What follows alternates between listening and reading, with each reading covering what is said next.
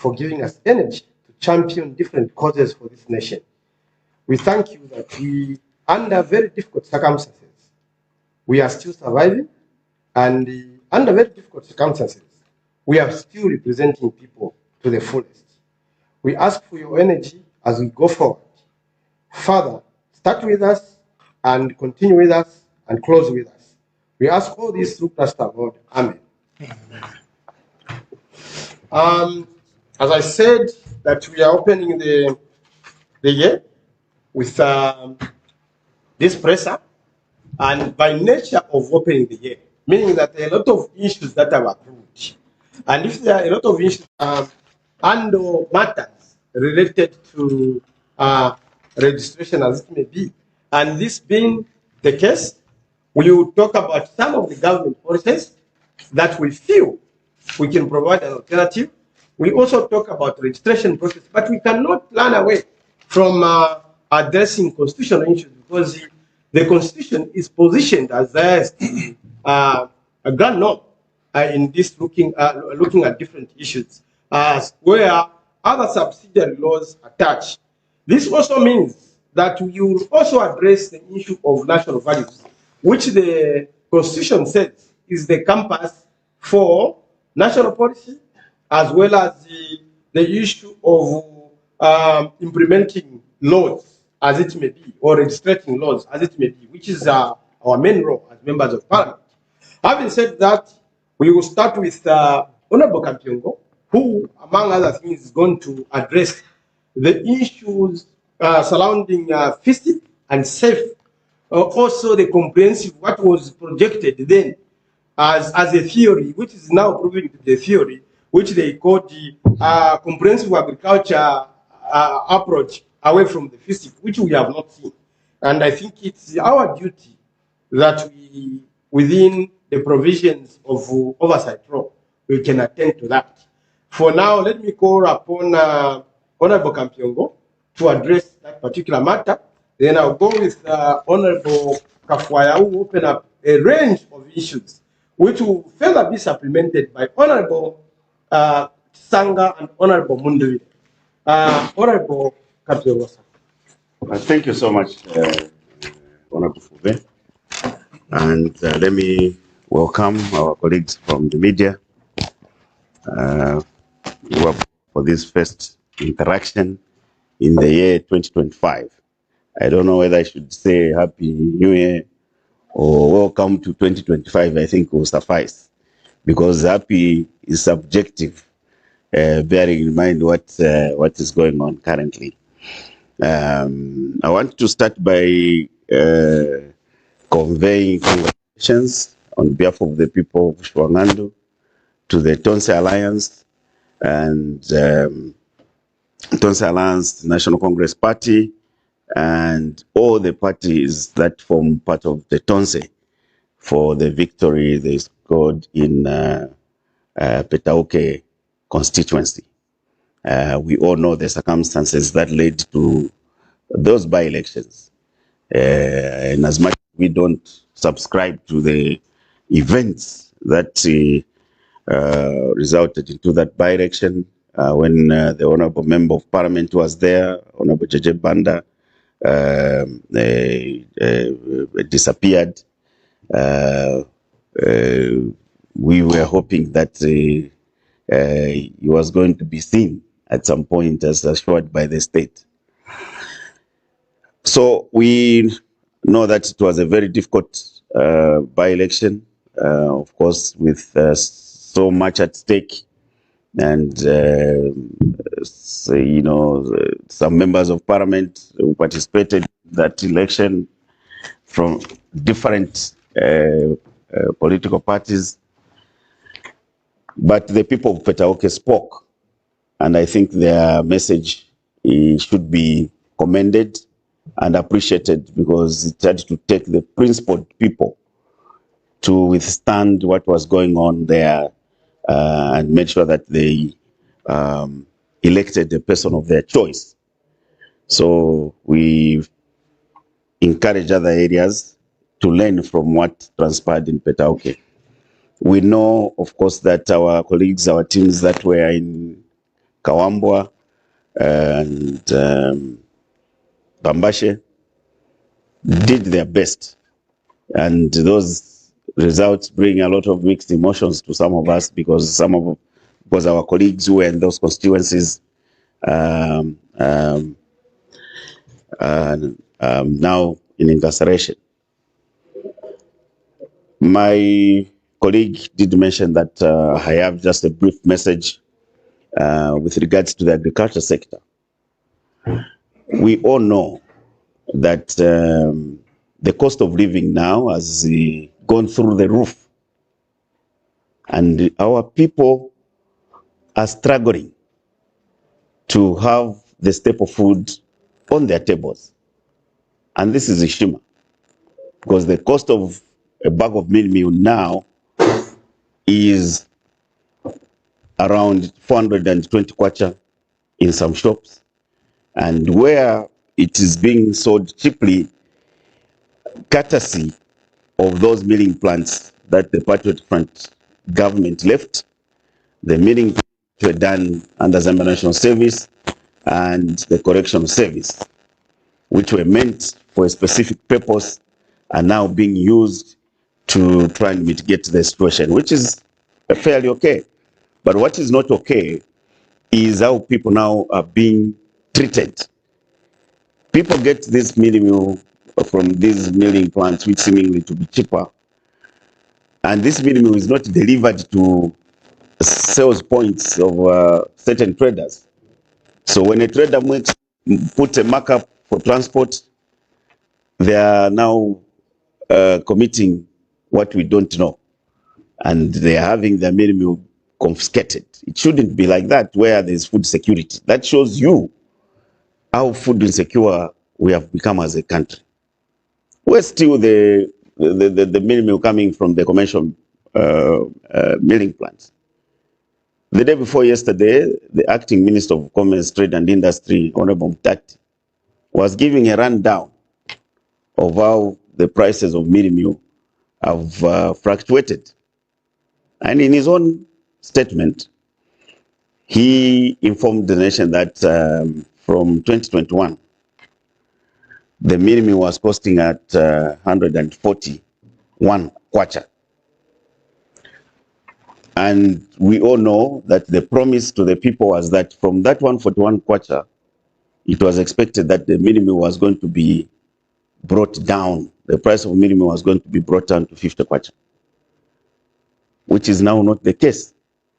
And according to Honorable Mtati, the price of milling meal is fluctuating between 350 to 420 kwacha. How many citizens are able to afford those prices? We remember that our honor, the Vice President, did advise us to try out Rorami. Rorami isn't cheaper either. So we sympathize with our people, and the unfortunate development is that we don't see any hope of the milling meal prices coming down anytime soon. Why? Because the agriculture policies which are being implemented are not speaking to production of adequate food. The Minister of Agriculture delivered a statement yesterday. And in his statement, he was just telling us the old story we know very well. He was saying out of the 3 million plus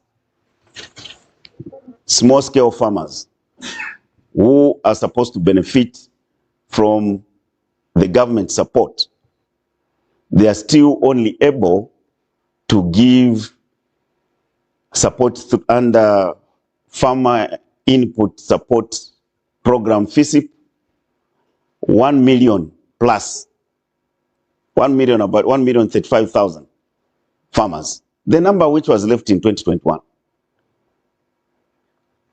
Now, this has left our farmers stressed and under pressure, because now they've been forced to start sharing fertilizer using what we call tumeda measures in their cooperatives, because there are so many and they want to farm. Now, the rest of the 2 million farmers, he contradicted himself by informing us that out of those 2 million, those 2 million farmers were to benefit from what is called CASIP. That CASIP now has been replaced by what they are calling Sustainable Agricultural Financing Facility. Now, here is a very interesting mathematics from the minister. 2 million farmers. He was even proud to tell us that out of that 2 million, only 53,000 countrywide farmers applied to access support from SAF. Out of that 53, only 7,000 were approved. Now, 10 provinces, you have got that minor number, and you are very comfortable as Minister of Agriculture to even come to the National Assembly and share those figures. What has happened to the rest of the farmers? And then you are even saying, regardless of these farmers getting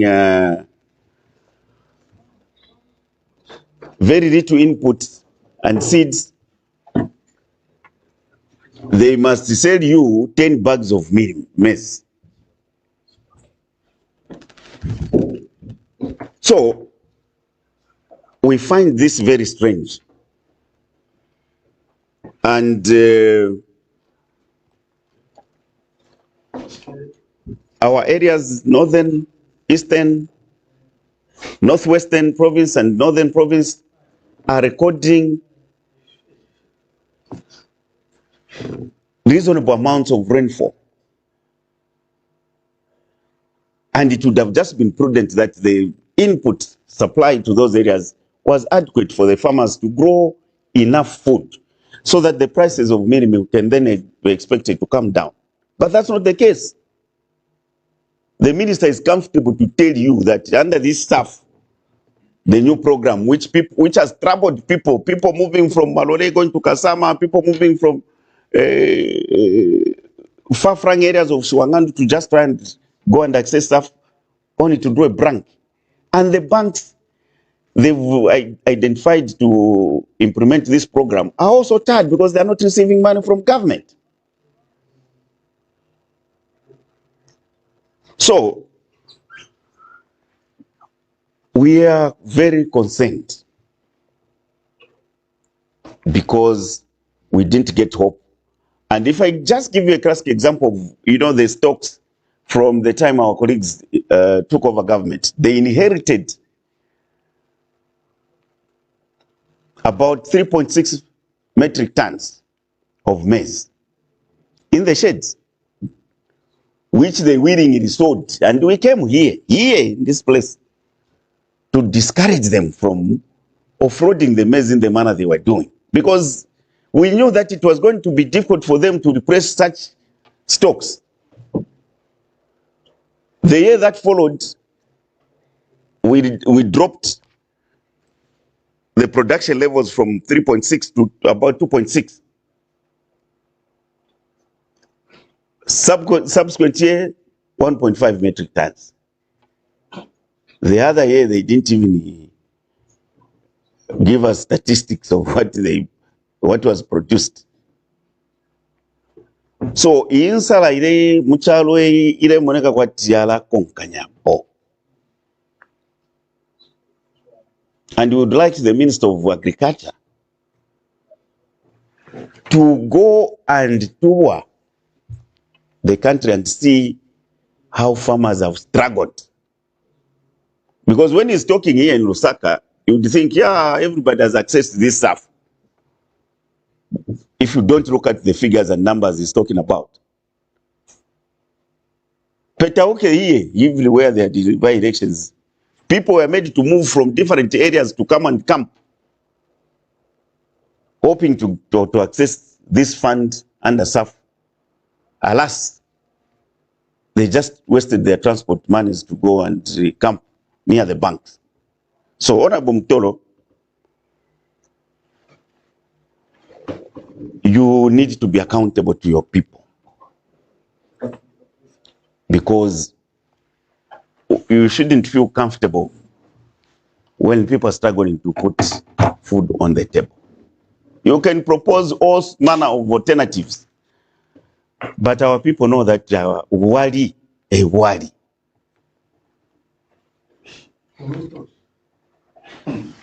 Urutoshi lwa bwali erwa teke chalo. To our farmers, we sympathize with you. Na muda tushwana muchula, taba muchindike, wa agriculture, wa lelo. You were promised 10 bags of fertilizer. Now you are sharing fertilizer, mameda. So, chili kulimwe. What remains is for you, because the authority and the power to let people work for you lies with you, the people.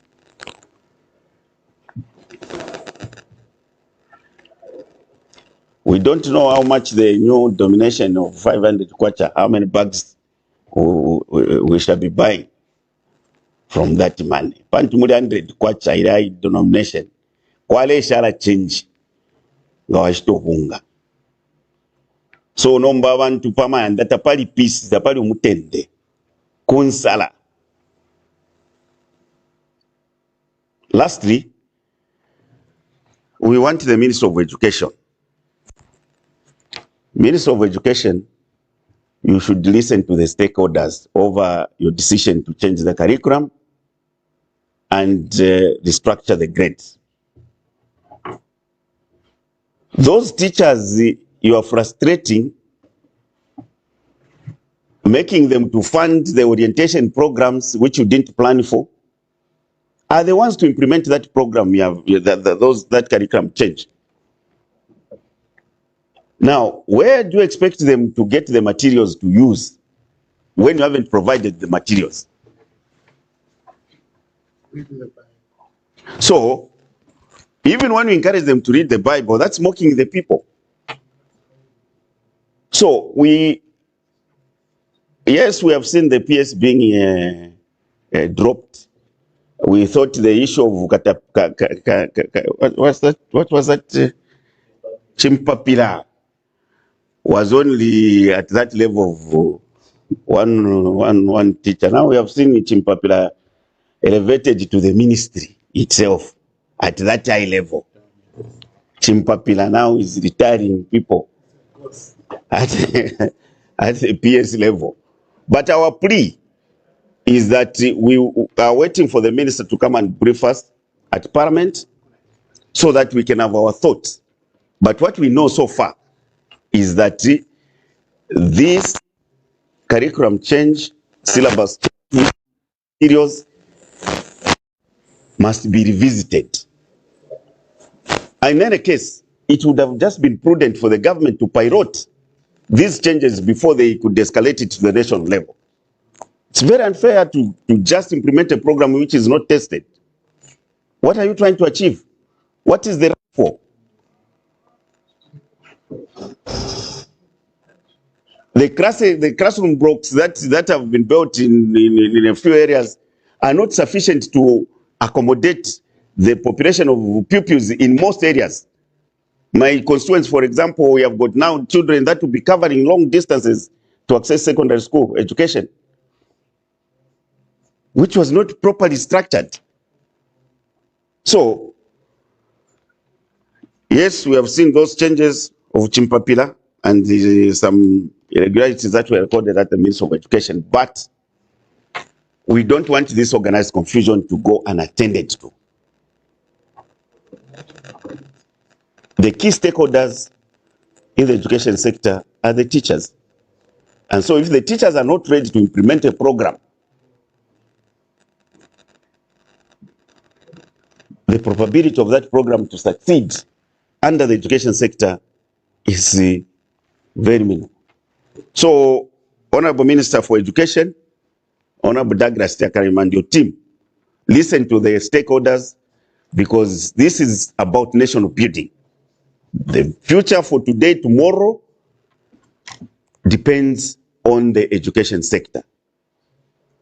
Just as the agriculture sector, it depends on the products coming from the education sector. So these two ministries are being called out. And if the president really cares for his people, he must evaluate what is happening in these two ministries, Minister of Agriculture and Minister of Education. Because these are two ministries that might drown him come next year, because there is no seriousness that seems to be attached to these very important critical sectors of the nation. Thank you very much, Honorable Fube. Thank you so much, and I think that was depth. When you look at what Honorable was addressed, is addressed in terms of policy planning. When we saw our friends positioning themselves in a way, we were even afraid.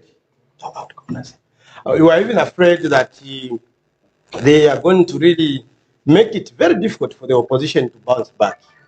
But now I provide that a way for the opposition to come back, because the nation has seen that instead of providing a good policy as they projected it, they are fumbled, either in education or agriculture.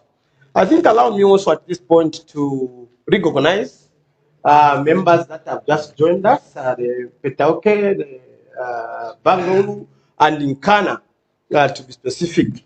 And I think we also need to recognize that the gentleman was voted in on Valentine's Day, in Valentine month, but he has just joined me, because me, I was voted in on Valentine's Day as the first time I came to Parliament. I think one of them, they can bear witness to that.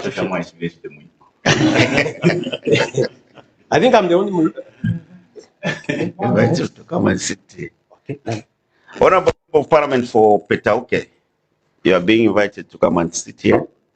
So, as I've recognized the members of Parliament that have just joined us, at this point, I would like to ask the Mkana MP whether he has got something from Copper Belt before the others come in. Whereas we can hear the voice from Copper Belt as we are mixing up. Are you ready? Honorable Fube, leader of the opposition, Honorable Mundubile, Honorable Kafwaya, my good friend from Petauke, the newly elected. I want to take also this opportunity to just say a few things on colleagues. I think that for me, I want to speak to the incidents that happened in Parliament today. You are all aware that this morning I was sent out of Parliament, and this is not the first time that I'm being sent out of Parliament. I think myself, Honorable Munia Zulu, and a former MP for Petauke JJ, we are the most sent out members of Parliament, perhaps even Makafwaya, perhaps in the history of this Parliament.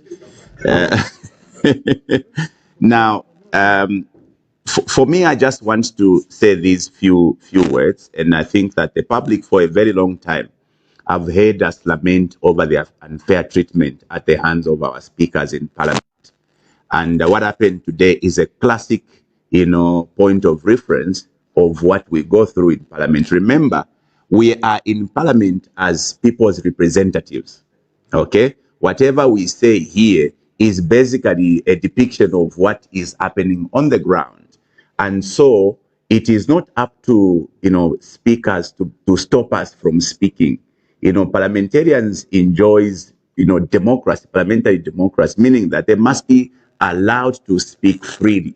Now, the instance of today is quite unique.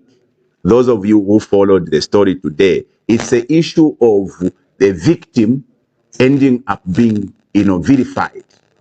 Okay? Because today, I was a victim of abuse. I was a victim of defamation at the hands of Honorable Mungandu, the Chama, South, this Chama North, Chama South Member of Parliament. And this arose from a very simple incident of me asking a very simple question from the Honorable Minister of Home Affairs. And let me perhaps paraphrase on this one. The role of the citizens is to hold government accountable. And when I talk about government, we are talking about the executive. It is the role of Parliament to hold the executive accountable to their actions and inactions.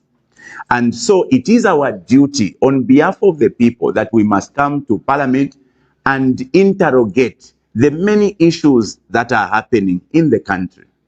My question today arose from the fact that Honorable Jack Mwimbu was making an assurance to the Zambian people that police is ready to curb or to fight any forms of crime aided by the safe city cameras. I think the Zambian people may wish to know the PF government installed safe city cameras.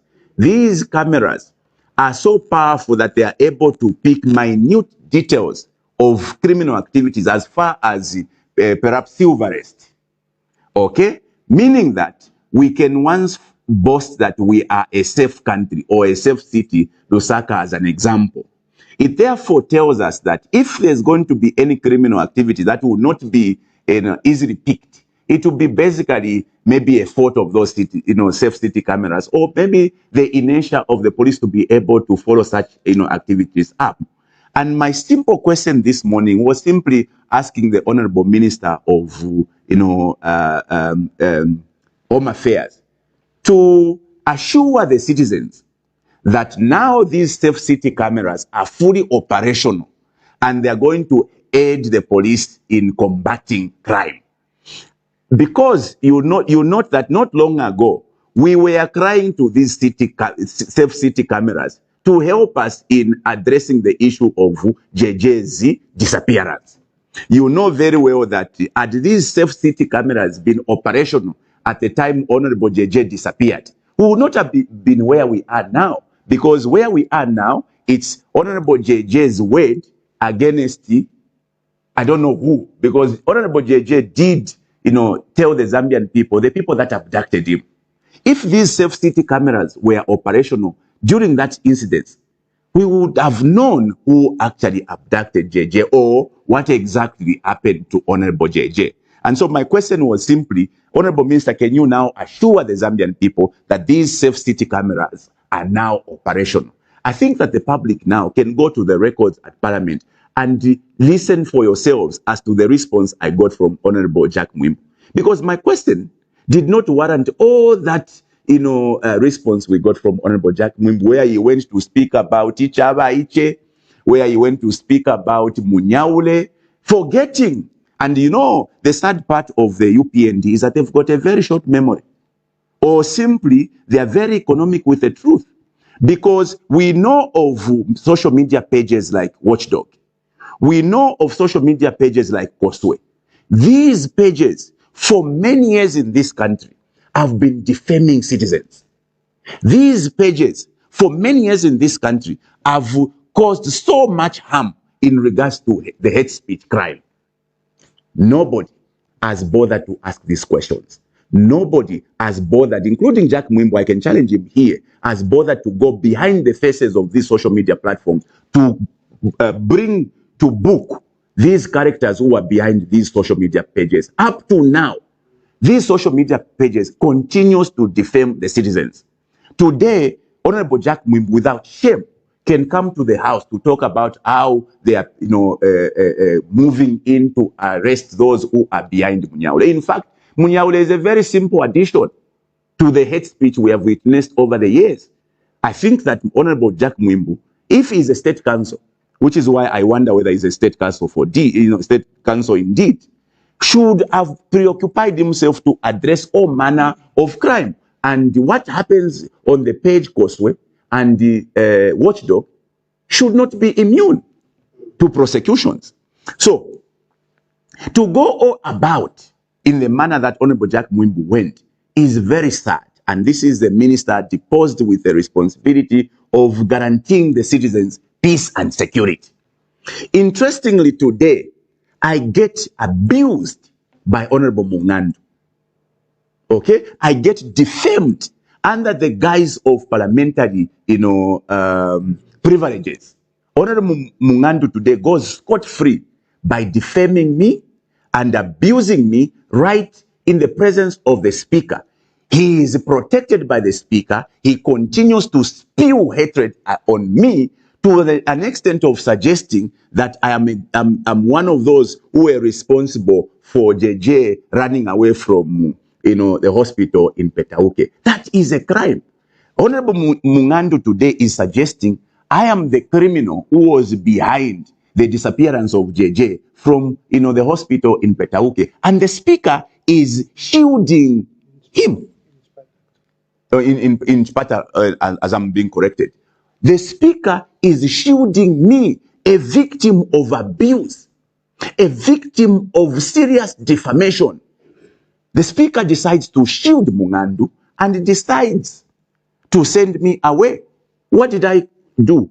The only thing I did was to protest. We do protest in parliament. We echo out in parliament whenever somebody is misbehaving. And it was justified on my end that I needed to protest to the speaker to stop Mungandu. Because Mungandu was defaming me, Mungandu was abusing me, and the speaker was allowing him to continue. I had a duty and the right to protest. What did I get? I am sent out. Colleagues, yes, I moved from my chair to where Mungandu was sitting. Well, in my other life, Mungandu would have been Ponona today. But you see, I am a lawmaker today. I'm a child of God. I'm repented. And I must be very frank, Mungandu would have been Ponona in my other life. But you see, I chose not to be civil because Parliament is a house of etiquette and decorum. But you see, the point I'm trying to make is this: we cannot continue to be abused at the hands of the speaker, thereby being turned to be victims when we are supposed to be protected by the same speakers. This unfair treatment surely should be condemned by all well-meaning, Zambians. And let me also perhaps conclude by suggesting this. We as citizens, we will continue to carry out our duty to hold the government accountable. This will involve us calling out for on a crime for what it is. If the police, in the guise of effecting arrest, are going to abduct citizens, we will call it as it is. Because, fellow citizens, what is an abduction? An abduction simply refers to picking somebody by force, whereby nobody even knows the whereabouts of somebody who has been picked. Because in certain instances, as the case was around Munia Zulu, plainclothes, people came in parliament grounds to try and pick Munia Zulu. If you come in your plain clothes, how do I know you are a police officer? Let alone where you are taking me. I remember being visited by 16 plainclothes officers at my house. I refused to open because I didn't know who these characters were. And if they had picked me, that is not how an arrest is effected, especially on people of fixed abode like myself. If the police wants me, they can simply send out a call out. If I don't appear, that is when they can follow me. But the reports we are receiving today, people disappearing in questionable circumstances by questionable people who cannot even have the courtesy of introducing themselves. Fellow citizens, that amounts to abduction, and we are going to call it by that name. So my appeal to Ray Amonga, who has become very excited at issuing threats, is that if he wants us to stop calling out abduction as it is, he must allow the police, or let the police do their job, as the case has been in the past. When you are arresting somebody who is suspected to have committed a crime, please go and say, we've come to arrest you for this particular crime. If you have a lawyer, let them know that we are arresting you, or we can even wait for the lawyer. Let alone, why not allow the family to even know where you are taking somebody?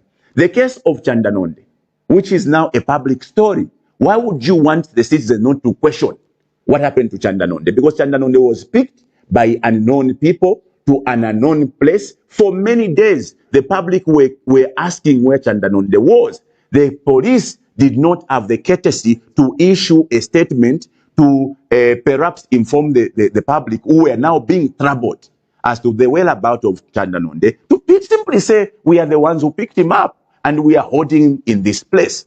So we will not be intimidated by the police to keep our mouths shut under those threats. Can you imagine today, fellow citizens, that in the history of this country, Honorable Jack Mwimbu, is even threatening citizens, stopping them from discussing the health of the president? Who told you? Who told you that the president has now become a god whose health cannot be discussed? In this country, we have witnessed, especially the UPND, mocking a hailing president. Michael Sata was mocked by the UPND to his death. Okay, we have recorded verbatim in Parliament where, who is this MP for State House? The nominated MP, the PAC MP. I've forgotten.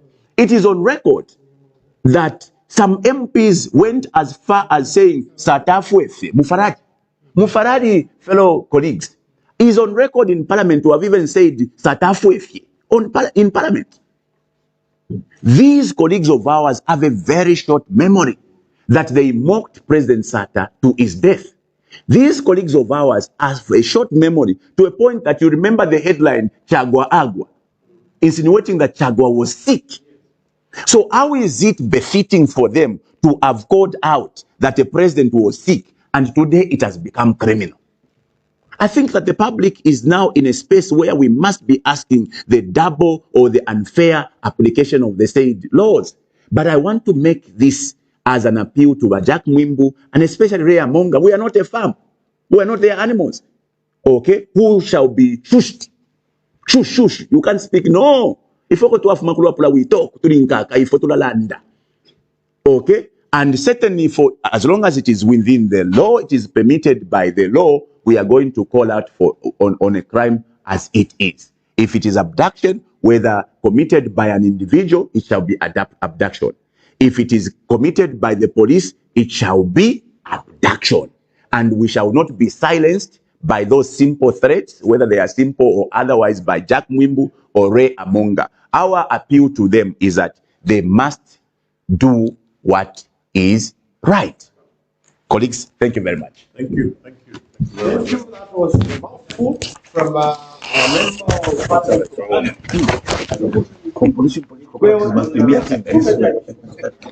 One of it is the conduct of our presiding officers in Parliament.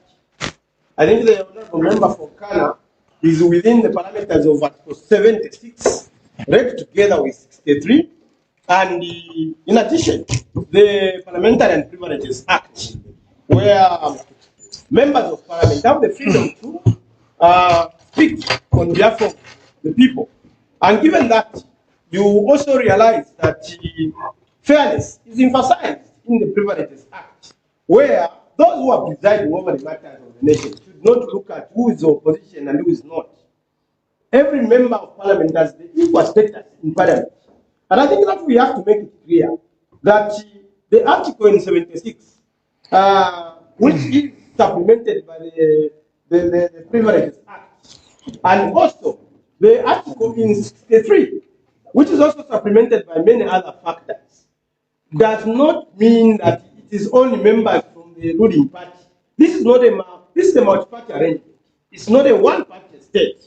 Thereby, when implementing all these arms of government, the legislature, the executive, and parliament, in any case, they should use national values in Article 8 as a compass, which talks about integrity, morality, ethics, constitutionalism, democracy, and many other factors. Democracy has not been biased. Democracy has not been unfair. Democracy is not being partial. Democracy just means democracy. And I think the member of Parliament from Ghana also did talk about the behavior of the police, which the people of Turkey also agree with, that the police have become such a menace. And I think the police have become alpha and omega to themselves. As we speak, there are no rallies in the nation. As we speak, a lot of space has been suffocated by that man called Musamba. He has been taken the Bill of Rights and is moving with it in his pockets. And I think we want to actually say, people have a particular mindset. When this Musamba should realize that the police's duties are covered under Article 193 in the Constitution. Among them is protection of Bill of Rights, which my brother there has actually referred to. What they are doing, arbitrary arrests are just nothing but abductions. There is a procedure that people have to be subjected to when they have to be brought to the courts of law and many others. It does not end with the police. It ends with the courts of law because they are just arrested. And the process is there in Article 18 of the Constitution. So to apapa tabakafokola, chindike nifundi. To apapa tamama institutions of government, chindike nifundi. Because if let's come channel, you are going to find that all of us are not going to respect the Constitution and the laws. We have really been following and not following the temptations that have been coming through Parliament, the executive, as well as the judiciary. As we speak, we are in this quandary of where certain political questions are not decided because the judiciary have gotten excited with eligibility, abandoning the main questions that are supposed to be asked and answered by the judiciary. So let each and every institution of government, especially the three arms of government, play their role part, so that all of us are going to swim in the same pool, not where there are laws for the opposition and there are laws and procedures for the opposition and procedures for the ruling party. I think the message was very clear. We would like to thank the Kanda MP for echoing that and emphasizing that we must have fairness and impartiality. At this point, I would like to call upon Honorable Kafwaya to address a range of issues before the two other honorables come in. Honorable Kafwaya. Thank you so much, Honorable Fube. I would like to recognize my honorable leaders and the media, and also just say Happy New Year to the countrymen and women. I know that as Honorable Kampiongo was speaking about the economy earlier, things are so bad in our country, economy-wise. The cost of living is very high. You know, we are now subjected to crippling load shedding. Its corruption is rampant. The situation is just bad. You know, there is now a declining international community confidence in the leadership of the country. IMF is an example. IMF is now telling the UPND government to go back to Zambia, go and talk to the people, you know, get confidence of the people, and then you can come. We talk after you win elections. It's a bad situation. Look at the USA, Sweden, they are withdrawing their support from the country. It's not easy, but people of Zambia are quiet. They are not talking in spite of all these difficulties. That must tell you that the UPND government is in trouble. Having said that, I have basically 5 issues that I would like to address this afternoon. The first is I borrow from the Minister of Health, Honorable Dr. Elijah Mchima, who said today in the National Assembly that the Constitution will be amended soon. Constitutional amendments are coming soon. That was what the minister said. I would like to say to the minister and the UPND government that the Constitution is not their document. It is a document for the Zambian people. The Constitution is different from other acts of parliament. because other acts of parliament are there to regulate the conduct of people. But the constitution is the people's document which regulates government. Therefore, government cannot be in the forefront telling the people that we are going to change the constitution and the issues we want to change are the following. It is the people who are the owners of the document who should be saying, we want to change this document and the items that we want to take out of the document are the following. That is how a responsible government conducts itself when it comes to amendment or even institution of new constitutions. But what we are hearing is even more worrying, where we hear that the key issues that UPN want to change in the constitution is they want to extend the term limit. You see, the Zambian people already gave you 5 years, like they gave everybody else who was elected. How is it that you, who was given the contract, now want to be the one to extend the contract? An employer employs you and says, you work here for 3 years. Then as an employee, you want to say, no, I want to stay for 7 years. What type of thinking is that? It's very unfortunate. I hear that they want to remove the term limits, the 2 term limits of the president.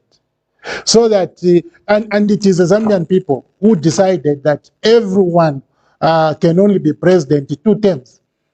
Then this UPND, according to what I'm hearing, want to remove the 2 term limit so that it can be endless, like it used to be when Dr. Kaunda was in office. Takwaba, mule mfuako nensoni. Mule mfuako nensoni. You must also look at the things you have said in the past as a party. Look at the things you have been saying. Look at how you were promising that you are such good leaders. You are such knowledgeable people who can do things, with wisdom. And you can't be this careless. They want to remove 50% plus 1 and make that same president who can be there endlessly. They don't care, can only be elected by the minority. They want to remove 50 plus 1. Now, you look at all these things and you are thinking, what is in the minds of UPND? What is in the minds of UPND? UPND must now begin to develop shame in the manner they have been running this country and change the trajectory. I think what they will be emphasizing is that, no, we want to take back the MPs to the council. What they will be emphasizing is that they want to delimit constituencies so that people like myself and the MP for Lukasha Mahoda, brother here, of course in Porokoso is relatively smaller, but it's also big. They will be coming to us and say, we want to cut your constituencies. And those MPs who are very weak right now will be thinking, if they cut my constituency, I will stand this side where I'm strong. You understand? And it becomes a sweetener for MPs to go ahead and support these constitutional amendments. Let me tell you, this constitution is not ours. Lunte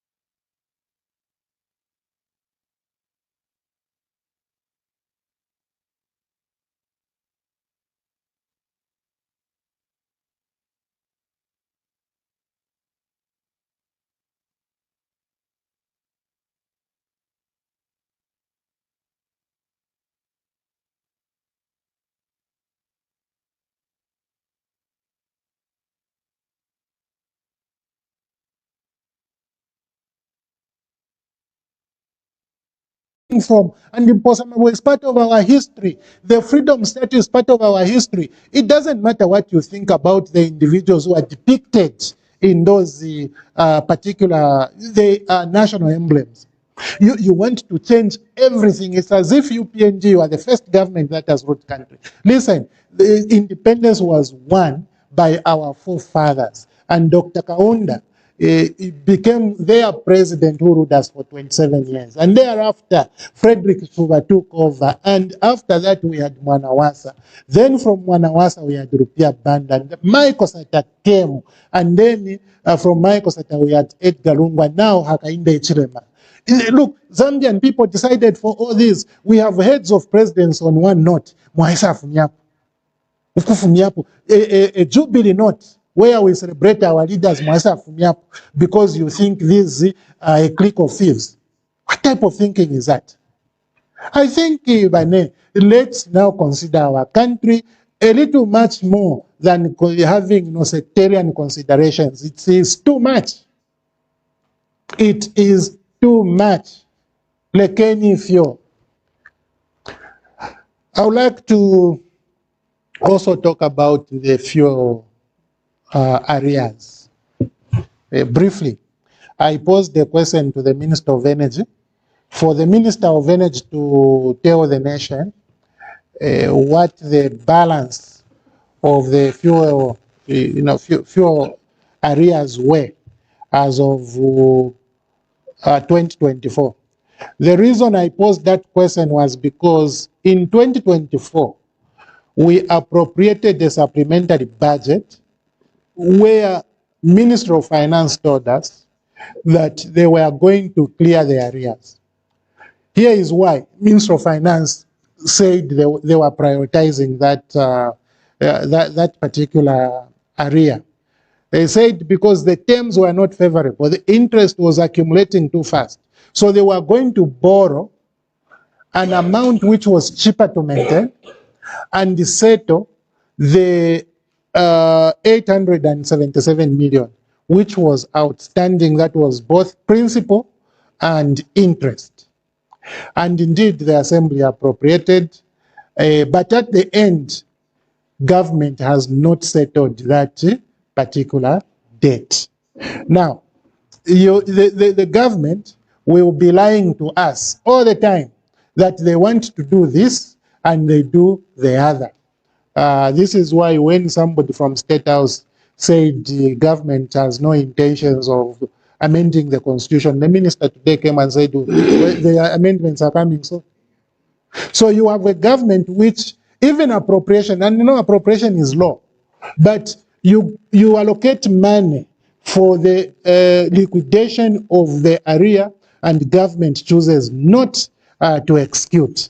They go and pay 109. They go and negotiate for the stalling of interest accruals. They also pay $20 million. From 877, you come and sit at a balance of 736 million. And you say you have executed what the Zambian people wanted. No, sir and madam. What you have done is you have cheated the people. Because you came to the assembly and said, give us money to liquidate this. You haven't liquidated. Even as we sit now, this debt is still there.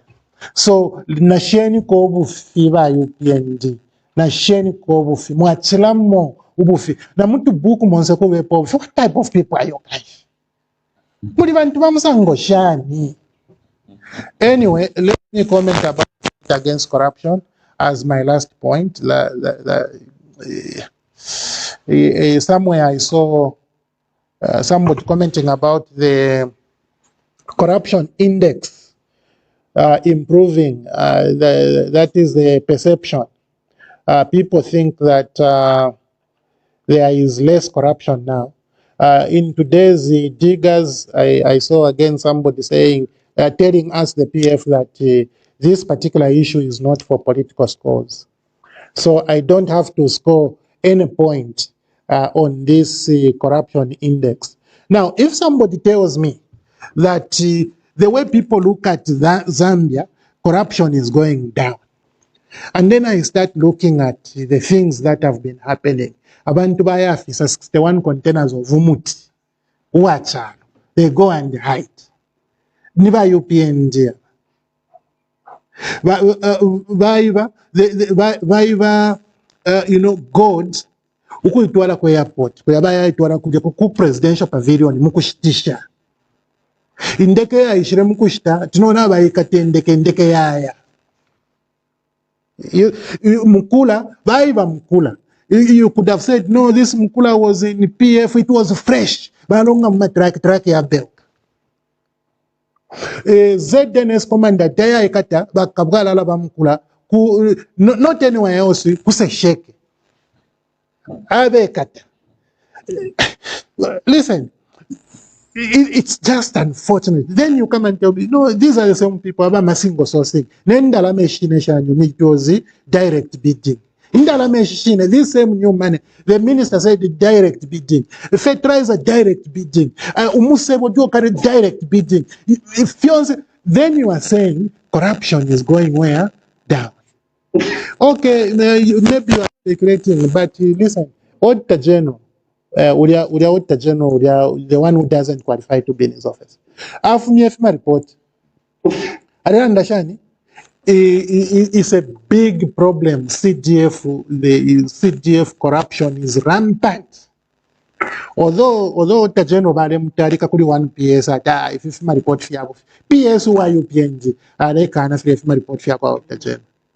The minister so now you have a situation where the credibility of the Auditor General is at stake. Not only from our perspective, some of us who have refused his existence in that office, but even now, the leaders in PF, but they can.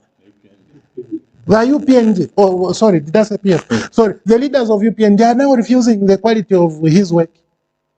But anyway, he told us that one guy, who Minister of Education, gave himself a contract. One guy, Minister of Education, gave a contract worth of millions of dollars to his own company. Okay? Then one minister says, why are you just concentrating on me? Corruption is everywhere. Now, then the perception, when did you ever hear such things in this country? And then somebody comes and says, no, the perception is improving. Then for us, because we are PF, we must not talk about it in terms of justifying that this index, this perception is just nonsense, it's politics. You see, Mr. Nyanguru was arrested. I don't know if you know. Nyanguru was arrested. That man was the CEO for Zamsa. It's Nyasulu. Sorry, it's actually Mr. Nyasulu. I am very sad for that arrest, to be very honest with you. Mr. Nyasulu, wherever you are, just know that, speaking for myself, I feel sorry for you. This is the same way I feel for the arrest of Tasila Lungu. I feel very sorry. And for these two arrests, I'll tell you why I am sorry. Nyasulu was the CEO at Zamsa. The board chairperson there said that to procure anything, you had to get clearance from State House. From State House. Now, if just to procure, clearance has to come from State House, what about utilization?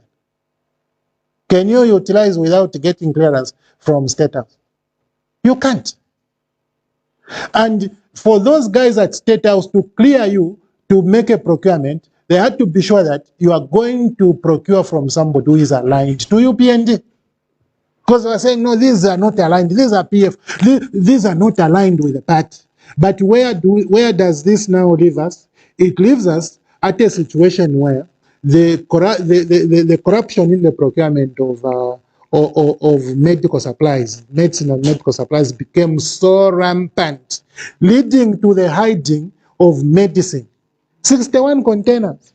But can Nyasulu do that alone? The answer is no. Nyasulu can't do that alone. Nyasulu can do that alone. So he is a sacrificial lamb, and I'm calling upon the UPND government to stop the smoke screen in the fight against corruption. This is partly why the perception of UPND government is becoming so bad in the eyes of the international community. Tasira Lungu, you go and arrest her for issues which are already in court.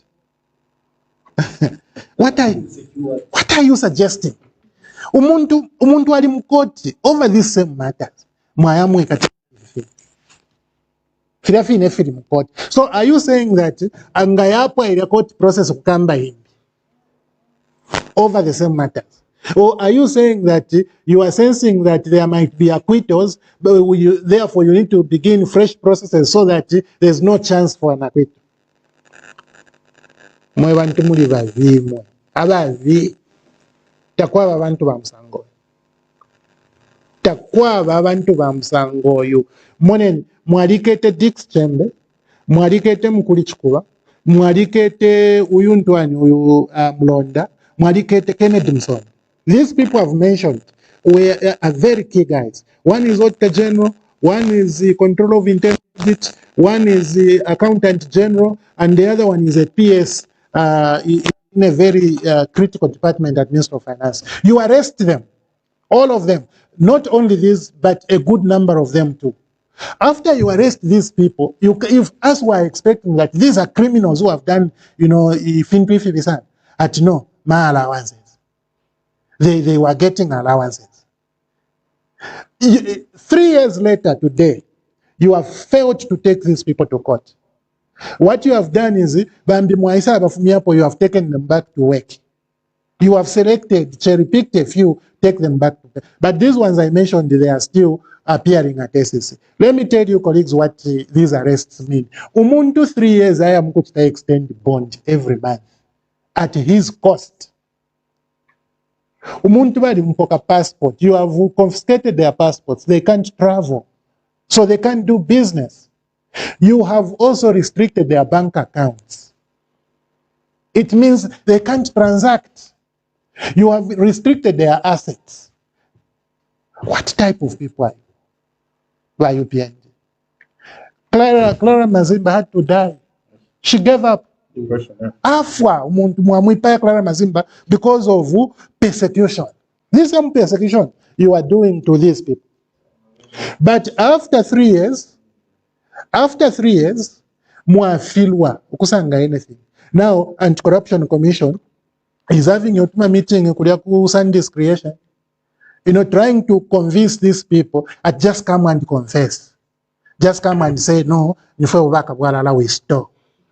And then when you confess, you even say, we are going to pay back. Then the persecution will stop. What manner of nonsense is that?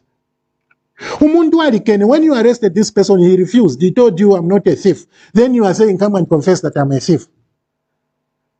With all this persecution, you have actually caused on these people. You want them to even throw away their careers. Because as a chartered accountant, when I confess to be a thief even when I'm not, it means I throw away my SEMA qualifications. Where will I ever be employed? If I leave Lunte, where will I ever be employed? Nowhere. So you want Kenneth Msonda, you want Mkudi, you want Mlonda, you want Dix Chembe not to have a chance with you in government because you fired them or you threw them out, and never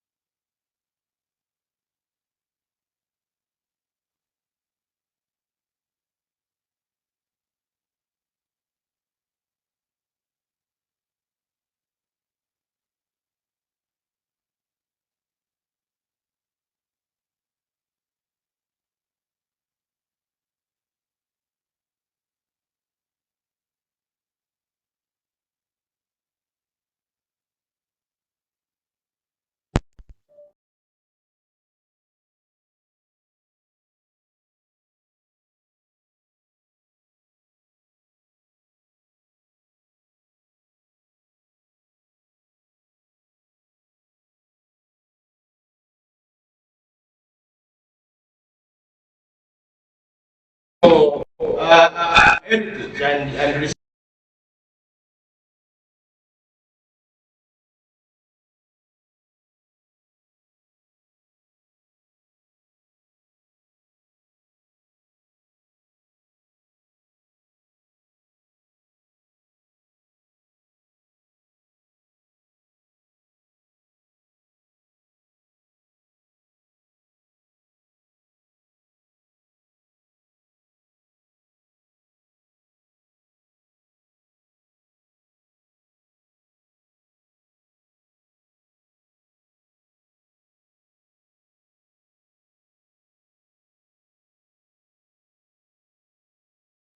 who has done best things in the whole 60 years that Zambia has existed, which is quite unfortunate.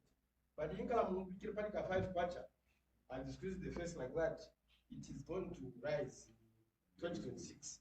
I think it's a green thing they're going. Because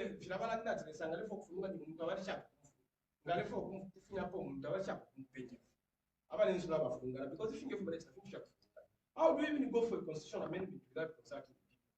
I want to invite Honorable Sir at this point to address us on different issues. Honorable Sir. Thank you very much. Let me also write on the protocols that have already been established before I speak, but to express my wishes to the press that are here with us.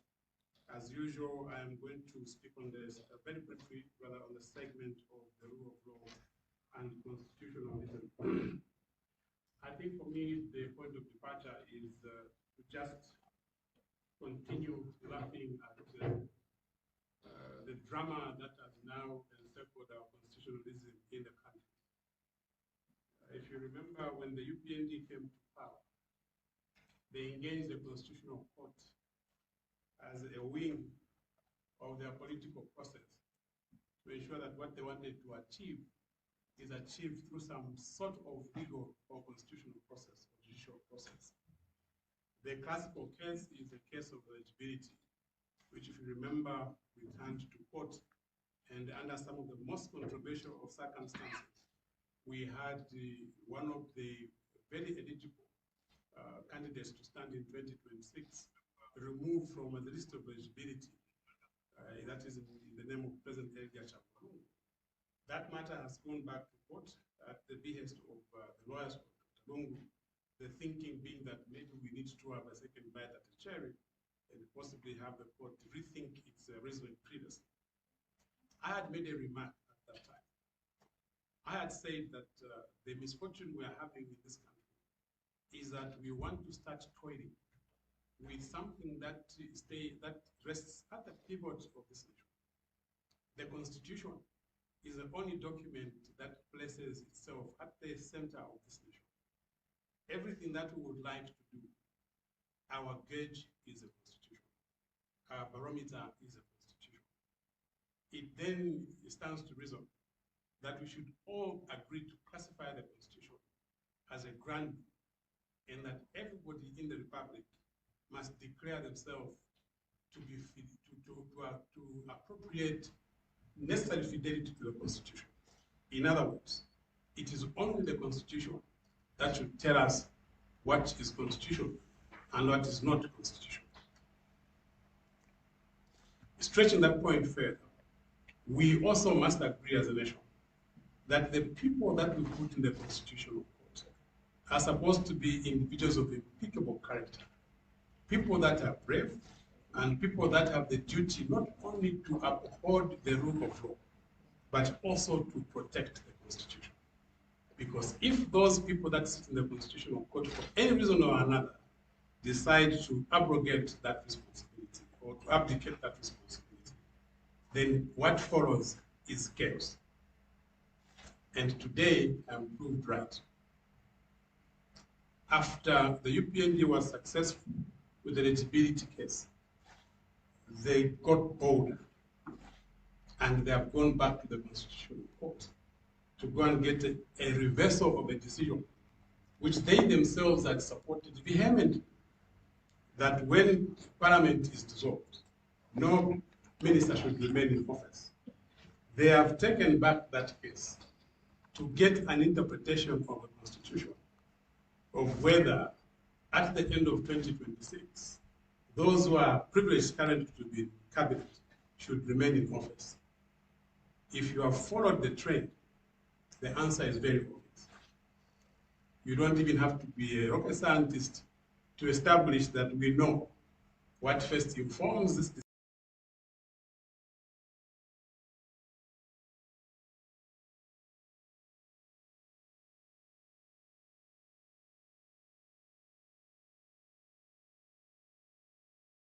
which guards all of us, or it can be for convenience, a document of convenience for the political elite. There is a decision of the Constitutional Court in which they have already said that once Parliament is dissolved, no member of Parliament or no minister should remain in office, save for the President and the Vice President. That case was taken to court with the fullest of support by President Edgar when then he was in opposition. I have maintained many times that the Republican president is supposed to be the foundation of justice, or the fountain of justice in the country. And he alone has certain constitutional powers that are vested in him as an individual. When you have a precedent such as the one that was set in the minister's case, it is only bad faith that can make you decide you're going to go back to the same court and get a determination to the contrary, because this time it becomes convenient to you. What is going to happen if a new government comes into power with our constitution, if this trend is going to continue? But for me, I'm glad today that I've been proved right, that because the UPND has established a culture or a tradition, that there shall not be finality to litigation. Anybody can wake up at any time and for any reason and go back to any court where they lost their case and go and ask that that case be looked at, because now circumstances or maybe the players have changed. But it's a question of the Zambians who are watching. I just would like to urge Zambians to pay particular attention to what is going on in the case involving the ministers. There is more than meets the eye. There are bad intentions that have informed that decision to return that case to court. But unfortunately, that shows clearly that sometimes politicians pursue what is called a narrow parochial political agenda as compared to a national agenda. And there must be a distinction if you're a politician who's serving in government, or indeed one who's serving outside government. When you are given the rare opportunity to preside over the affairs of government as a political leader, the duty that you carry on your shoulder is overwhelming. I hope that there are people within the UPN that can begin to give us what are called redeeming voices, that can speak for posterity and ensure that what they do today, they're going to be judged correctly at posterity. Let me also speak briefly about the constitutional making process, which my colleague, Honorable Chagwa, has spoken about. I have had difficulties with the approach that the UPND has had in the constitutional making in this country, purely because from the very point of departure they have taken, that constitutional making is going to, or a constitution itself is going to be a document of convenience. They think that they can at any time stand up and begin to toil with this document called the Constitution. It is only under the UPND that we have heard such strange terms as clauses in the Constitution not being contentious, such strange terms as we are going to be harvesting low-hanging fruits out of the Constitution. It is only under the UPND. From 1971, when Mr. Mainza Chona was made to chair a constitutional review process, the process has been all-involving, has had wider stakeholder consultation. The whole nation has participated in it. And that style and practice, which accords with national best practices, was followed by any other constitutional review that we have undertaken in the country, right up to the time of the Patriotic Front. In fact, for us as Patriotic Front, we pride ourselves with having said before we got into power that we are going to take all the documents that were prepared and compiled by the previous CRCs that took work in this country and present them to the Zambian people nationwide to participate in it. You've never heard under the Patriotic Front things like non-contentious issues. things like low-hanging fruit, because in the Constitution, right from the place where you say, we, the people of Zambia, it is contentious. Because who is the people of Zambia? You must immediately begin to interrogate who are the people of Zambia. Are you talking about citizens? Are you talking about residents? Are you talking about people who come to visit? Are you talking about children who are below 18 years? Everything in the Constitution is contentious, which is why every aspect of constitutional making demands the involvement of wide stakeholder participation. When we seemed to have problems under the Constitution of 2016, Patriotic Front still wanted to use a wider stakeholder consultation process in even amending Bill 10. They engaged not only the UPND, they engaged the church, they engaged CSOs, they engaged just about everybody before we came up with the initiative of Bill 10. I've said it so many times, I want to repeat it here, but just briefly, that UPND was as much a driver of Bill 10 as the Patriotic Front was. That is how inclusive the Patriotic Front had chosen to be when they were given the opportunity to even amend their own constitution, which they amended in 2016. Because mind you, everybody in the region had admired Act number 2 of 2016 as the most versatile process of making a constitution in sub-Saharan Africa. We were the pride of everybody, but still we felt something had to be done. And we didn't take it like somebody leading and everybody followed. PF refused to do that. PF decided everybody must participate, there must be wider stakeholder engagement, and that's why UPND was given the opportunity to also participate in what was going on in amending Act number 2. Unfortunately, our colleagues, because of their bad intentions for which they are known, decided to scuttle the process, and it fell on the floor of the House. We had said at that time that that frustration that put in the process of enacting Bill 10 was going to come back to haunt them. And when they begin to talk about low-hanging fruits, when they begin to talk about non-contentious issues, it's a matter of chickens coming back home to roost. I dare the UPND.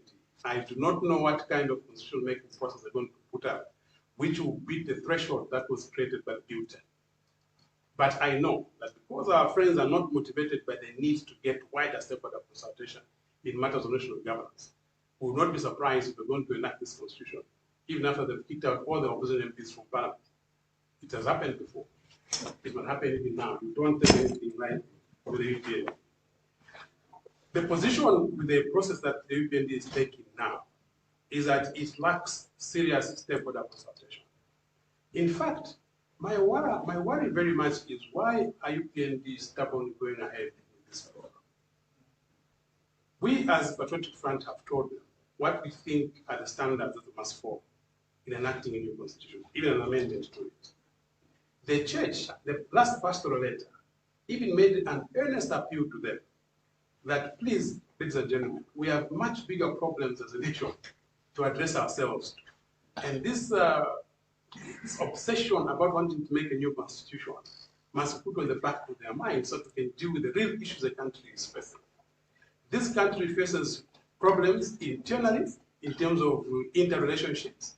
This country faces problems regionally in terms of our relationships with our neighbors, especially now that we're having a problem in the Great Lakes. This is a huge problem that Zambians must begin to pay attention to. It's even embarrassing, to say the least, that at this time, when they are trying to resolve the issue of M23 and DRC, we are not seeing people coming to Lusaka for signatures.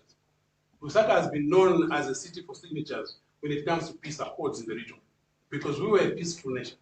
Suddenly, people are now traversing themselves. They're going to Tanzania, where they're having to sign signatures to end a war which is just in the neighboring DRC here. What happened to the Zambia of 1997, where Paul Kagame was brought here, and everybody else was brought here to come and sign the signatures? What happened to the Zambia of 1992, when the South African negotiations were taking place in Zambia? This is the capital city of peace, and we have a much bigger problem to deal with right now in the region than wanting to pass this constitution. That is not even necessary. Why can't we devote our resources to something that is much more important, like making peace in the region, and by extension, the international community? Look, the world has changed. In a flick of a moment, this world has changed.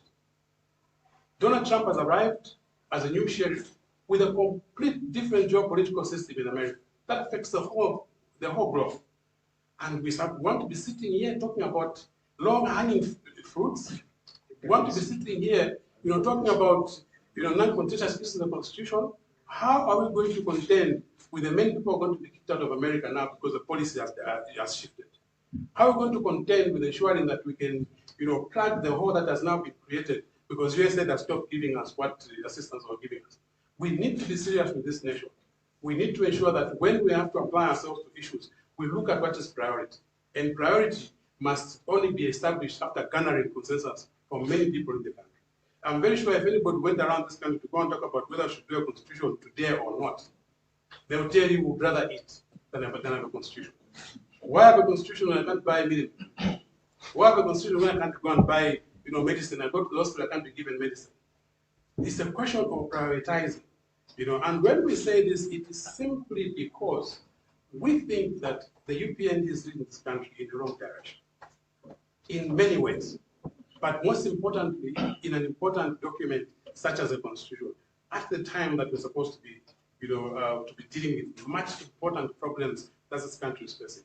We are politicians, although me, I don't call myself a politician, I don't know about my friends. Me, I'm a patriot, and that's why I speak like a patriot. I do not like politicians for the simple reason that they're the most selfish species in any community at any given time. You can see the political agenda that the UPND is pushing forward in this matter. From day one when they got into power, they've been obsessed with how they're going to win 2026. Everything else doesn't matter. Whatever they can touch that gives them latitude, that gives them latitude against others, they will go with it. But what about people? What about the health of our people? What about the hunger in the country that has to be addressed? Leadership is supposed to be designed to make sure that people can get a benefit of giving you a mandate of 5 years, as Honorable Chagwa had said. This idea of designing and redesigning this form so that it fits your fist, I think doesn't help the nation. We have so many problems.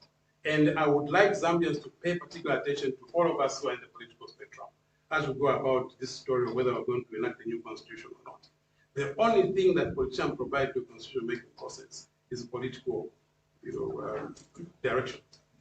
If you don't give it political direction, yes, there will be problems. But in terms of what is supposed to be contained in the constitution, in terms of what the process is supposed to go about enacting a constitution, in terms of all the programs we have to put together to ensure there's wider stakeholder consultation, that is beyond politicians. It's a national document. It's not a political document.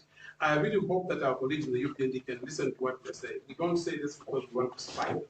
We are saying this because we think they're going about this thing the wrong way. A constitution is a very important document. We should learn to stop toiling, both with the constitution and constitutionalism. Thank you very much. Thank you, Honorable Chagwa. I think if it's Bashima people will say, Akala Ndakujawo, Akala Ndakujawo, Minister for Constitution. I think one of the doubts that if constitutionalism, which is one of the national values, has been tinkered with, constitutionalism, I think we all know and understand that's never president.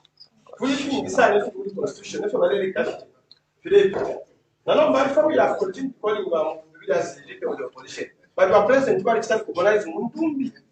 Now, constitution, and there are a lot of more things that the president has gone against the constitution, which, if I told you the numbers, I think would have really ventured into coming up with some kind of impeachment of some sort as a friend.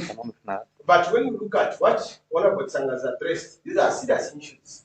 That our president, which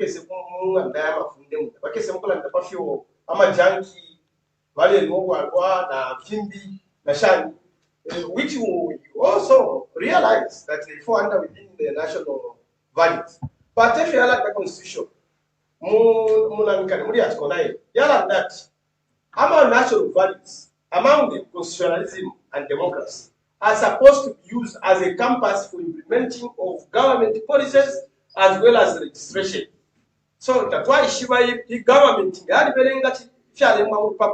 or not, because whenever they are coming to that, but should in the space, IT, let's shoot space, but president in space, but in space, the panel of all I coordinated, yeah, but today, Monica, she has a natural papa. We are a very sacred thing they are going.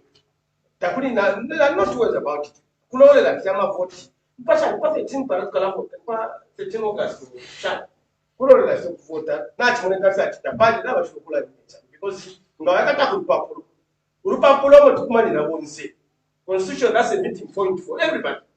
Whether you are black, you are white, you are what religion or what. Every tribes, that are 72 tribes in Zambia, they meet in the constitution. And that is what they have riddled with the infidel bullets, such that we are not standing anymore. So at this point, I think let me know include what possible amashi, Pafi Alango le local constitution, Pafi Alango le local physics, Pafi Alango le local currency, Kabas president, Ichin Sotanka, Mbaga, Kapari, na Fimbipo. All of them. Natotazana wakubwa kabino Chichuko Kanyepo.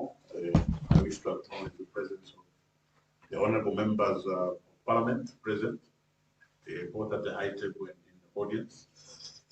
May I also acknowledge the state, the media, for your continued efforts, in ensuring that we disseminate information to our people, that sent us to come and serve in the National Assembly. To start with, I want to take this singular honor and pleasure to introduce to the nation here at Parliament our newest member of Parliament. This is Honorable Simon J.J. Banda. Yeah. Jehovah Jireh. Yeah. JJ stands for Jehovah Jireh. Yeah. This is Simon Jehovah Jireh Banda, the newest member, of Parliament. The first baby of Tonse Alliance. The first baby of Tonse, a National Congress Party. Others have nicknamed him. He's got so many names now. Somebody was calling him Giant Killer. Yeah. But of course, there's a song that is crafted around it. Asasobe, Monga JJ. Yeah, so Simon, Honorable Simon Banda, your coming or your election in Petauke as Member of Parliament marks the end of an era and the beginning of a new one. What the people of Petauke did, they gave a signal to the rest of the nation that the UPND era has now come to an end. They equally gave another signal to the Zambian people that a new era is beginning. So the reason why it was very, very important, this election was very important to the Zambian people. Everybody knew that the direction going forward will come from there. Maybe unknown to you, Honorable Banda, the UPND government sent the entire cabinet into Petauke. Yes. They spent a lot of money in Petauke. All the vehicles, government vehicles, were in Petauke.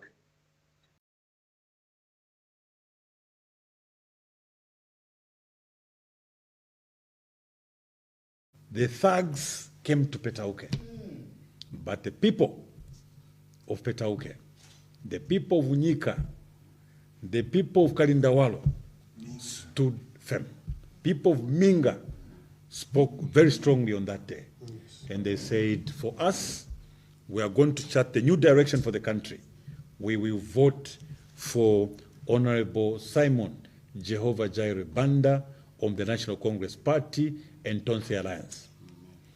I want to thank His Excellency the President, the 6th President, President Edgar Chagwa Lungu, for all the blessings and support that he sent to Petauke during the elections. Yeah. I also want to thank colleagues from Trakita who came out to support, the campaign. The nation would want to know that when we were in Petauke, we actually learned a new slogan of the Trakita. You say, Chitrakita, Chugaula, no gaula soti, no fuikila. And we thought they were joking. And they managed to forgive. They said for us to tuzagaula no gaula soti no fikira. And that's exactly what they did.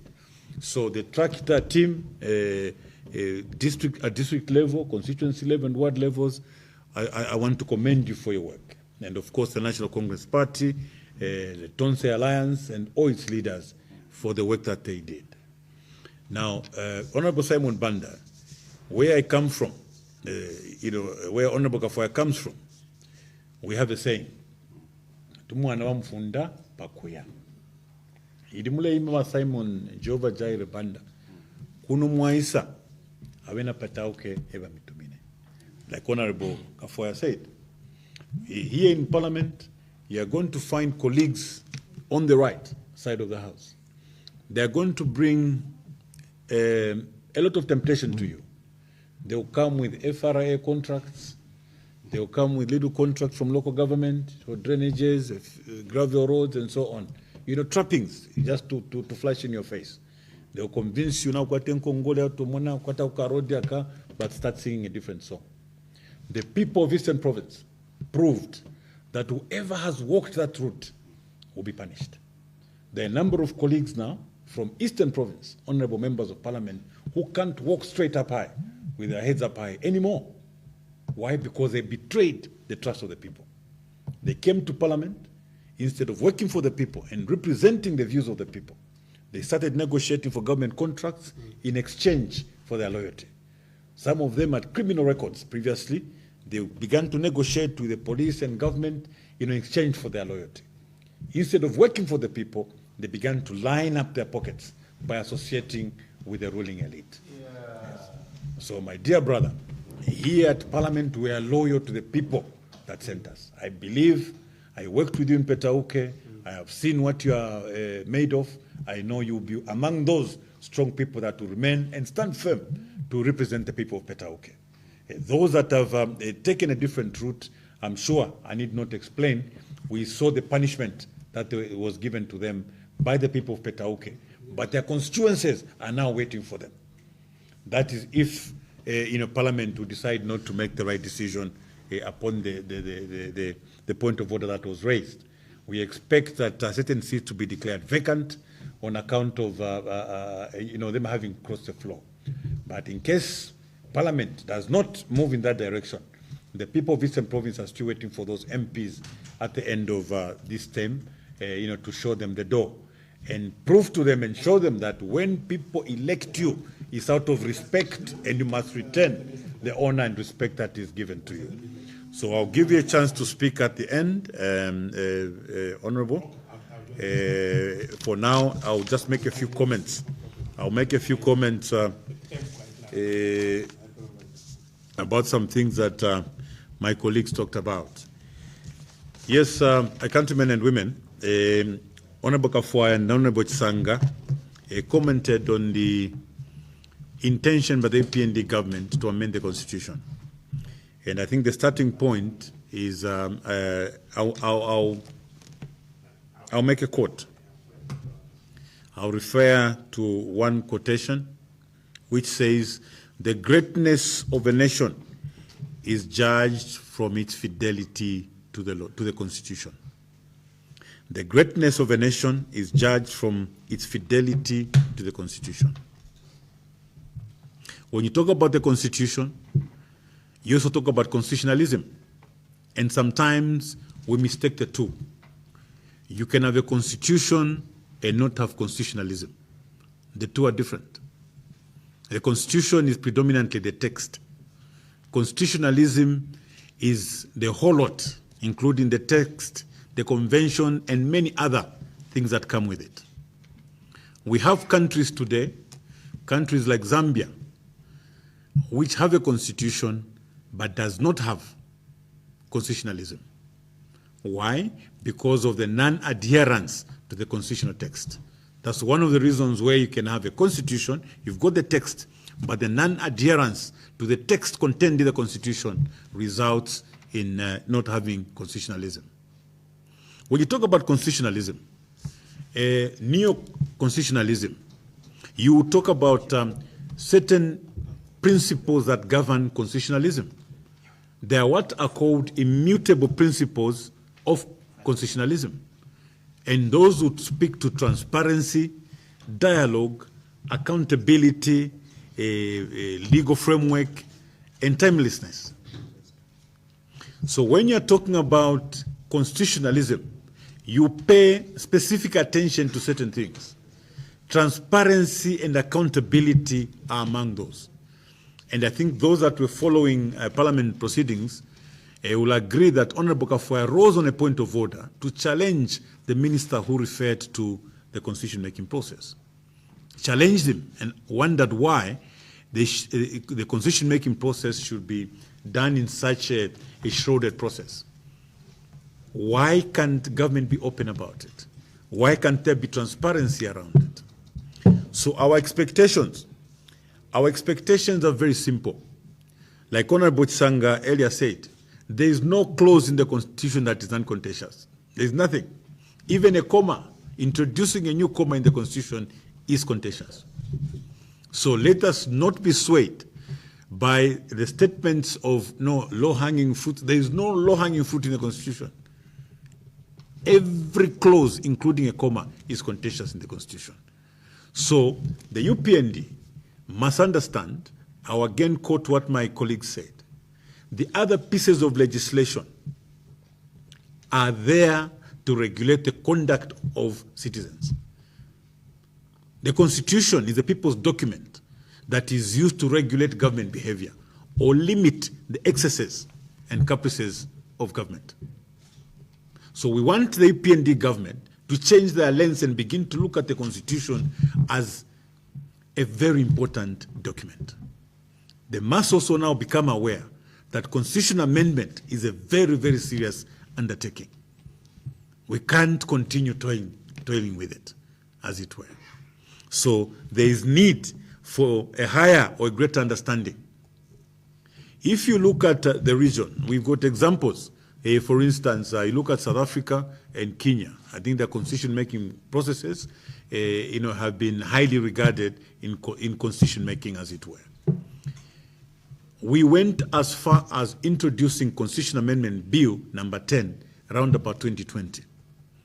The arguments for and against, first of all, the process, and secondly, the content, are very fresh in people's minds. In constitution making, the constitution amendment process is as important as the content. So our expectation, based on what the PF did, we expect, first of all, not to get loose statements from ministers talking about constitution amendment. Our expectation is that the Minister of Justice must come to the floor of the House with a ministerial statement as a first step to tell us about the roadmap of constitution making. The second step is the Minister of Justice must come with a bill that proposes to legislate the constitution amendment process. What we are talking about, these are new and immutable and fundamental principles in constitution making, in modern constitution making. The reasons are simple. One of the issues that arise in constitution making, one are to do with consensus, two to do with a building of trust. So to be able to build trust, to be able to garner broader consensus, the process must be legislated. Bill 10, there was a National Dialogue Forum bill that came before the floor of the House. Honorable Lubinda, first of all, gave a roadmap on the floor of the House. Then he came with a bill, the National Dialogue Forum bill, where we talked about how long the process was going to take, how many delegates, the domain from which they will be drawn. Everything was in that act. That act was debated and enacted into law, the NDF Act. So the process leading up to the crafting of the bill was guided by law. Many of you remember that at Mulungushi, the number of delegates that came were 455, drawn from a cross-section of society, including members of parliament, even those coming from the UPND. The bill was actually crafted not by the PF. That Constitution Amendment Bill number 10 was not crafted by the PF. It was crafted by the people of Zambia through their representatives. The process was broadcast live from Ulungushi all over the country. Members of the public had occasion to contribute to Constitutional Amendment Bill number 10. But remember, it was not a bill that was done in a hurry.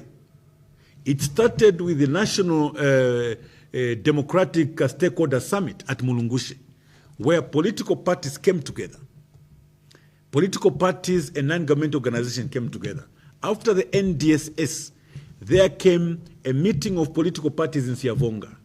We met as political parties in Siavonga at Secretary General level and came up with what was called the Siavonga Accord, where 4 thematic areas were identified. This process, the culmination of this process was after Ministry of Justice went around the country collecting views from citizens for 1 full year. Then stakeholders were assembled in various places to come up with their views. The NDF at Mulungushi was at the very tail end in that particular process. The reason why I'm giving this background is because with all these efforts, the UPND came and said there wasn't enough consultation, and therefore they could not participate in amending the Constitution. That is how Bill 10 collapsed on the floor of the House. I've highlighted various processes that took place over a period of 2 years. I've highlighted the legislation of the actual process of that constitutional amendment process. And yet the UPND came up and said there wasn't enough consultation. I was very shocked when I heard that they actually have plans of amending the Constitution between now and when Parliament is dissolved. It's surprising that they can even contemplate that, because how much time do they have? So if you look at the position that we have, we took a position guided by a political party and party president, President Edgar Chagwa Lungu. He had said for any constitution amendment process, if the UPND will come up with a process whose threshold will be higher than the threshold used under Bill 10, then we can think about participating. Now, if you look at the process through which Constitution Amendment Bill number 10 went, and them proposing to start a Constitution Amendment process now, then there is no way that process could be completed before 2027, because it needs to be at least a notch higher. So the only missing point in the process that we described under Bill 10 maybe was that civic education, the very starting point of educating people about constitutions. All the other processes, we followed them to the latter. Number one, the process was turned into law. It was legislated, debated, came in form of a bill, debated on the floor, and enacted into law. The delegates were called to one place. The bill was not crafted by PF, it was crafted by the Zambian people. But the UPND still said the consultation was not sufficient. So I want to call upon His Excellency the President, President Hakainde Hichilema, to abandon or suspend the process of constitution making for now. There isn't enough time. What can be set in motion now is a process with some timelines, so that engagements could start. Engagements with civil society organizations, engagements with the church could start now going forward. The idea, like we heard from Honorable Kafwaya, we must understand that it's not time for us to leave the process of constitution amendments to political interests of the elite to overshadow the wishes and aspirations of the majority. We expect a higher resolve, and expect that the delegates in constitution-making process will have an objective and make rational decisions free from pull and sway, going forward. So we are calling upon President Hakainde Hichilema that over and above what we've discussed, the interest for the Zambian people should be put first, and that this process should be deferred so that we accord it enough time, one, for the churches and many other stakeholders to contribute to this particular process. I'll end by saying those that think that what will come are non-contentious clauses, I will repeat, all clauses in the Constitution are contentious, including a comma and full stop. There is no low-hanging fruit in the Constitution, like Comrade Sanga said. The moment you say we, the people, already that is contentious. So people should not be fooled. When we talked to our friends in the UPND that time, we were trying to convince them to at least consider delimitation. Some of the arguments that they advanced were that the fact that we're in power, and if they allowed delimitation, we could delimitate more constituencies in our strongholds and disadvantage them. I don't know why they think the argument should be different today. If that was their suspicion, why shouldn't they think we are equally suspicious they may want to do that? So we don't want the piecemeal amendment of the Constitution. We should look at amending the Constitution in a comprehensive manner. So the other point I wanted to talk about, my colleagues made reference to the corruption perception index for a report that was produced by the Transparency International. Yes, of course, when they say that there was an improvement and that the perception had gone down by 2 percentage points, we were shocked. What we expected was a report that would say the corruption perception index has gone up by maybe 100 percentage points. That would have been a correct report. We all have read the financial intelligence reports for the past 3 years. The figures contained in there of suspicious transactions have been the highest. Maybe to put it more clearly, from the time the FIC was set up, if you added all the figures of suspicious transactions up to 2021, one single report beats those amounts. The summation of those figures in those reports. One, we've had 3.1 billion dollars. That is 90 billion kwacha. We've had 2.8 billion dollars. We've had 13.5 billion kwacha. 34.5 billion. So we are talking about billions of kwacha, just the 3 years that our colleagues have been in power. So then we ask a question, how can that perception go down with all these figures? And remember that the SCC have not had occasion to interrogate these suspects. Why? Because they're being protected. The 10 names of the ministers that were taken before the SCC have not been disclosed. They have not even been called. The reason why the SCC board was dissolved and why the Director General resigned was because there were over 10 ministers in President Hakainde Hichilema's government facing corruption charges. Because President Hakainde Hichilema and his government wanted the corruption index perception to look normal, they decided to dissolve the board so that those ministers are not called. If the ministers had been called, would that perception index been what is being reported today? If that board was not dissolved, if that DG did not resign, and if the SCC discharged their function diligently, would that perception index have been the way it is?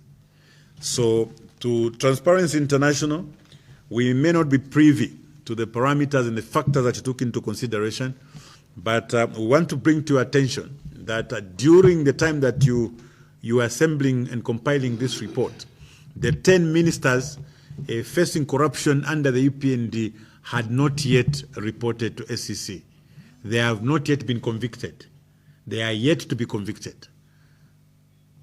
Just as a reminder that at the time, the Anti-Corruption Commission did not have a board and also did not have a substantive DG. So I also hope that the Transparency International took into account, like my colleagues had observed, the transaction surrounding the dual carriageway. I think it's a well-known fact that that transaction was contracted outside what the Constitution provides, because it was a transfer of a public asset and yet did not come to this Parliament as required by Article 210. But also, you know that the National Road Fund Agency creates a pool. They collect money from toll gates. Toll gates are placed on roads which are public investments. So these public investments, money from tolls is collected and put in a pool so that there can be further investments in other similar projects.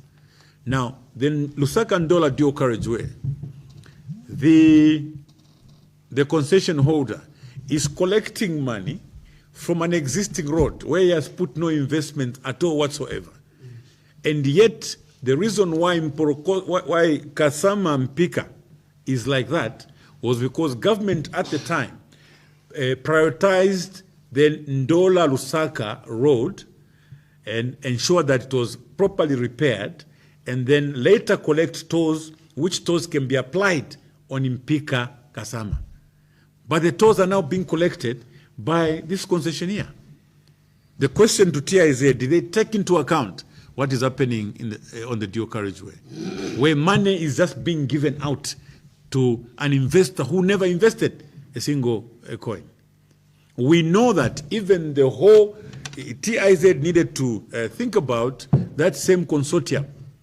The consortium has two contractors and some invisible company.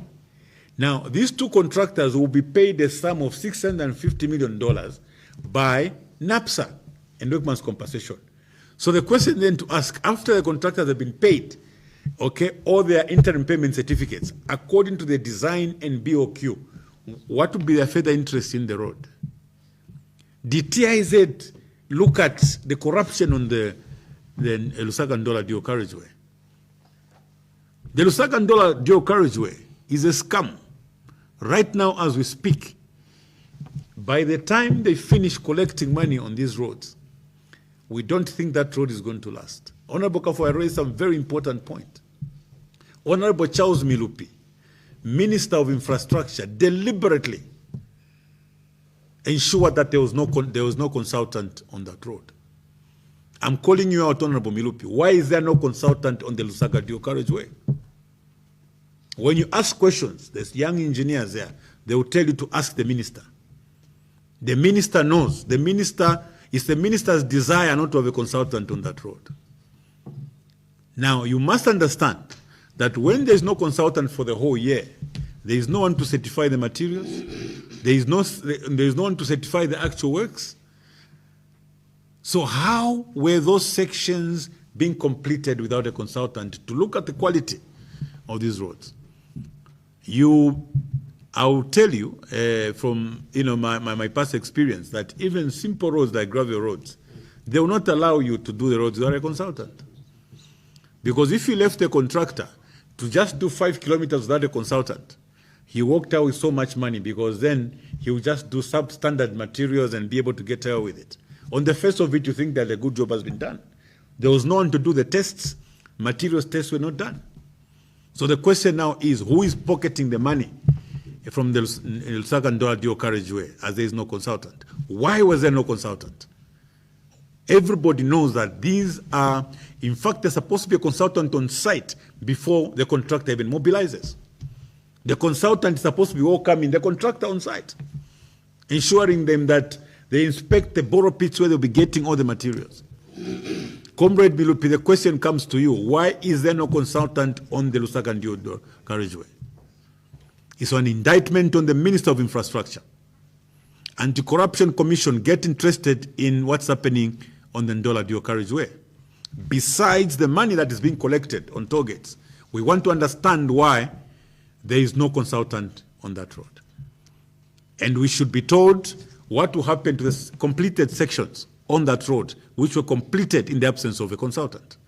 We know that that could amount to hundreds of millions in terms of savings. And who is to benefit from those savings is the question. So when we talk about the corruption perception index going down, we wonder. I think, we want to encourage these organizations undertaking these very important exercises, not to be very simplistic, because I think the Zambian people are awake and they're able to see what is happening.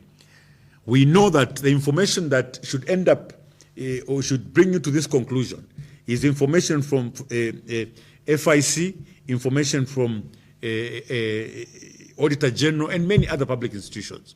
Now, the individual reports coming from these institutions are speaking a different language to what the report is saying.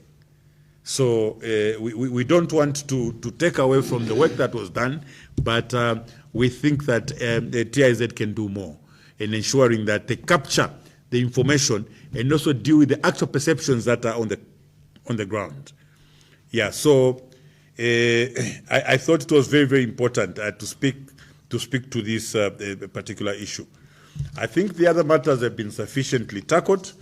I would not want to take much of your time, but maybe just give a minute or two to our Honourable Member of Parliament to say a word or two to the people, because he now becomes a member of this team.